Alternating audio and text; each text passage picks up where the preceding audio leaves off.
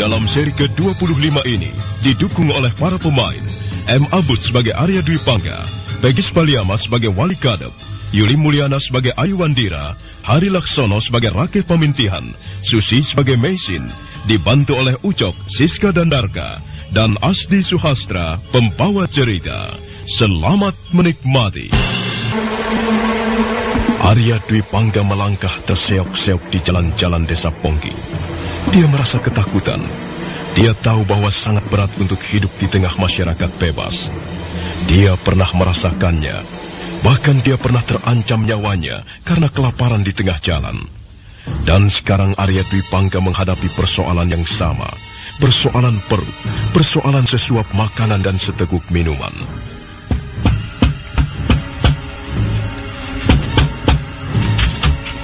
Hei, siapa kau?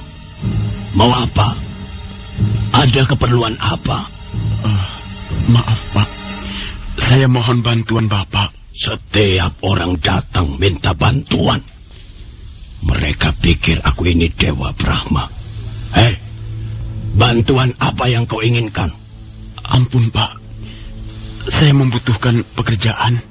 Kau mau bekerja apa? Huh?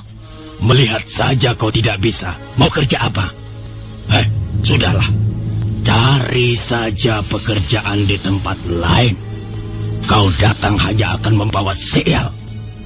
Aku tidak bisa menampungmu di rumahku. Cari di tempat lain sana.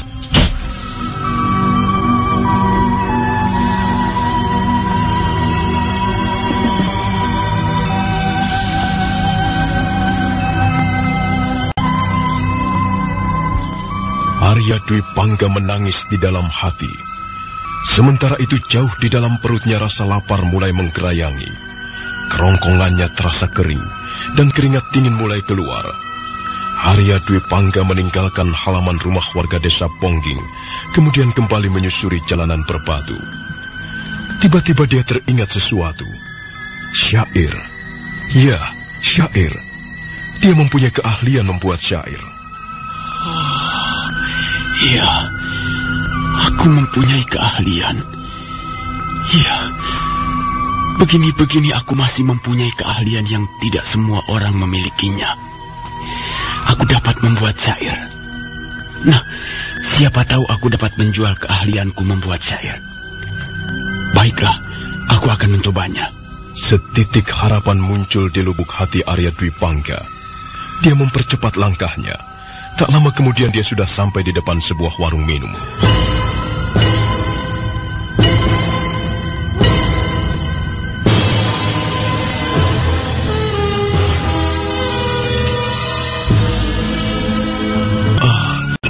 Permisi, Pak. Syair yang dapat mengetuk hati setiap sambil menggendong setumpuk penderitaan. Air matamu sudah kering. Sirna dihisap panasnya hawa bumi manusia. Keringatmu bercucuran, membasuh tubuh kotor berdebu, membasuh dosa-dosa di masa lalu.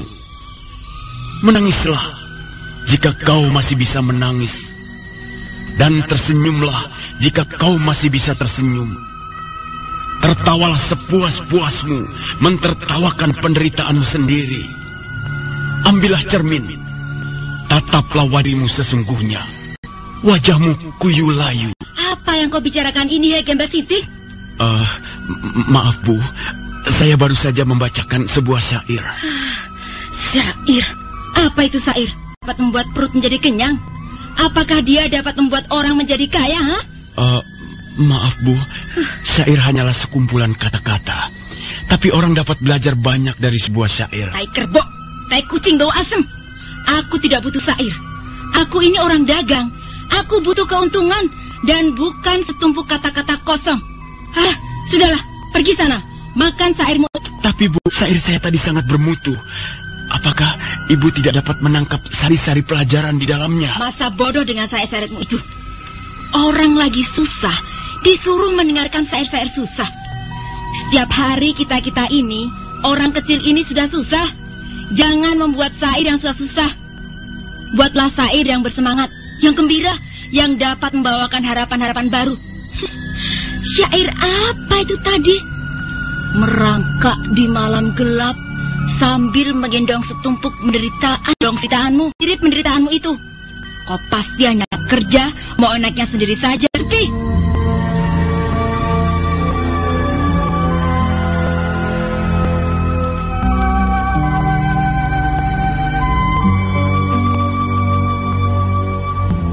Kembali Arya Dwi Pangga menangis di dalam hati. Hatinya menjerit. Hatinya terluka. Hatinya sakit bagaikan disayat-sayat sempilu. Perlahan-lahan dia melangkah dengan gontai meninggalkan warung minuman. Tapi dia masih ingin mencoba sekali lagi. Dan untuk itu dia mempersiapkan syair yang lain. Syair yang membawakan suasana riang gembira, penuh semangat. Dan Arya Dwi Pangga berjalan tertatih-tatih menuju sebuah rumah minum yang lain. Permisi, Pak. Syair adalah barang yang langka. Sekalipun hanya sekumpulan kata-kata, syair syarat mengandung pelajaran yang berharga.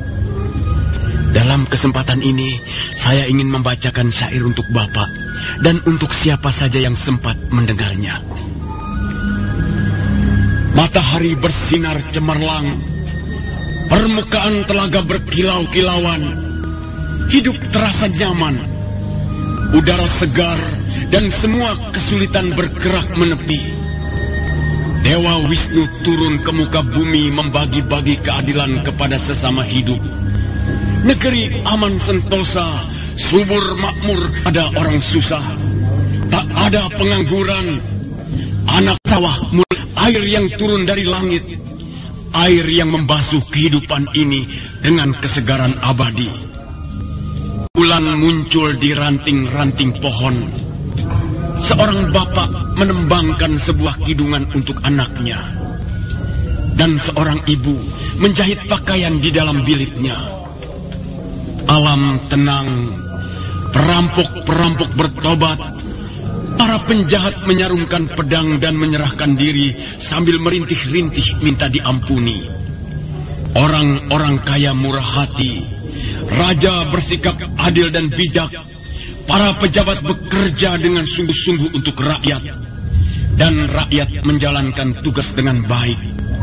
Semua teratur, semua berjalan seperti cakra manggilingan, tak ada cacat celah, tak ada wajah-wajah yang murung. Semua wajah berwarna hijau daun, segar dan riang. Angin datang membelai membisikkan harapan-harapan. Harapan bagi seluruh manusia di muka bumi. Diam. Siapa kau ini? Hah? Kamu ini orang gila? Apa orang yang tidak waras? Apa kamu ini sedang kesurupan demi? Hah? Saya baru saja membacakan sebuah syair. Omong kosong. Kau sengaja mengejek aku ya? Tidak, Tuan.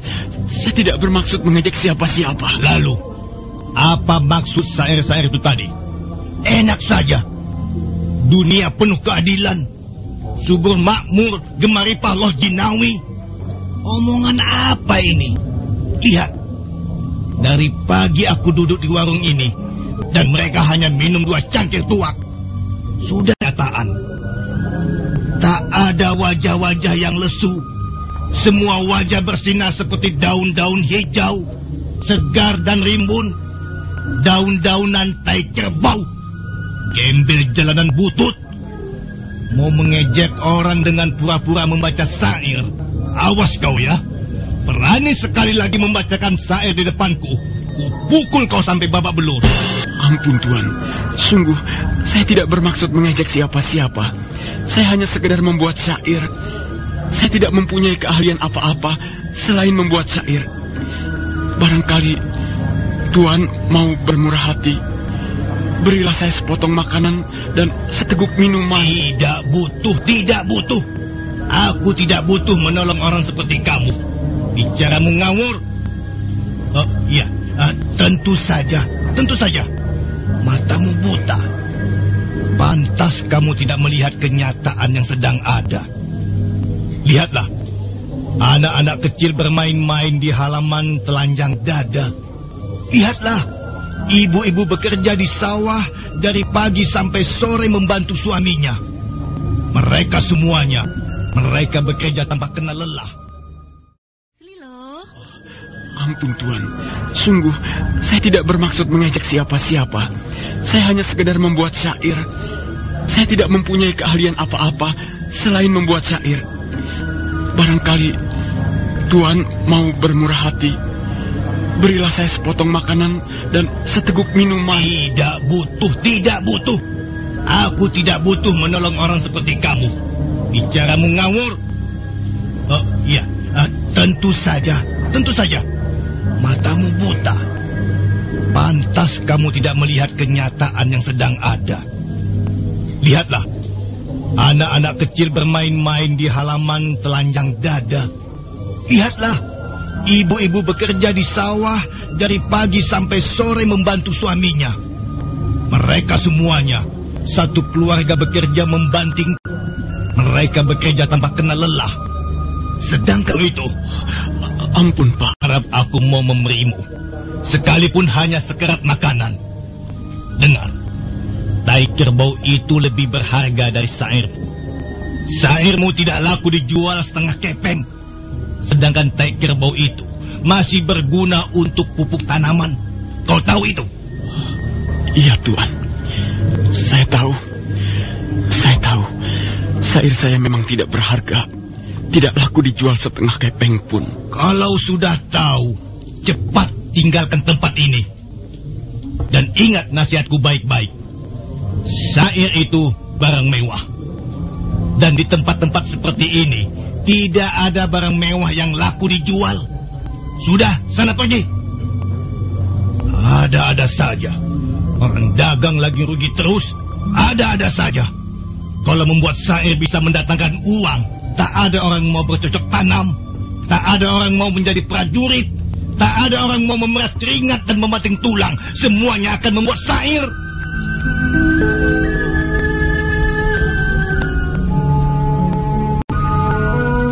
Suruhan satu tanpa membawa ayah. Aku harus dapat mengecoh Bapak Wali Kadep. Dia tidak boleh terus-menerus mengikuti aku.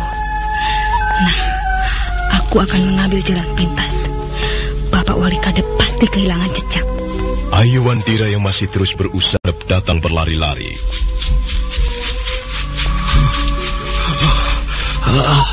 Rasanya mau putus jantungku. Di mana bocah itu?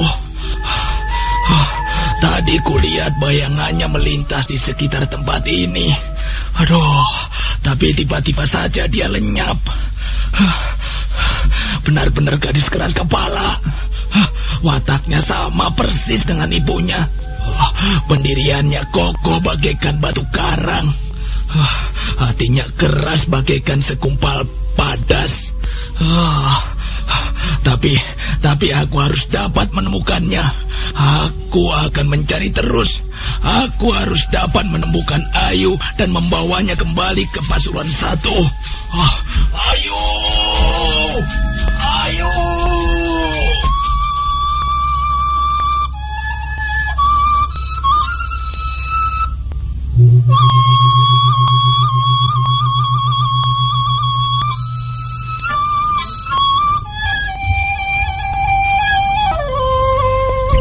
Sementara itu, Meisin gelisah di ruangan serambi pondoknya. Dia nampak cemas. Dia takut Ayu Wandira mengalami bahaya di jalan.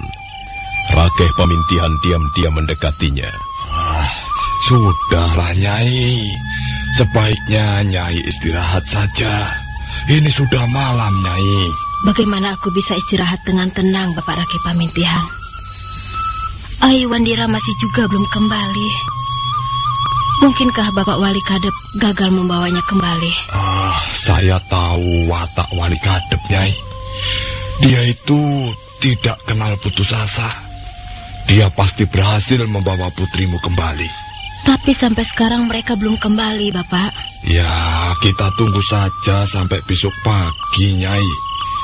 Kalau mereka besok pagi masih juga belum kembali, ya terserah Nyai. Mungkin Nyai bermaksud menyusul mereka. Aku menyesal sekali. Aku tidak tahu bahwa Ayu akan nekat seperti itu. Siapa yang tidak merasa iba melihat kesusahan yang dihadapi ayah kandungnya? Saya dapat mengerti perasaan Ayu. Saya dapat memahami gejolak jiwa seorang gadis remaja. Iya, terima kasih Bapak Raki Pamintihan. Baiklah, kita tunggu saja sampai besok pagi.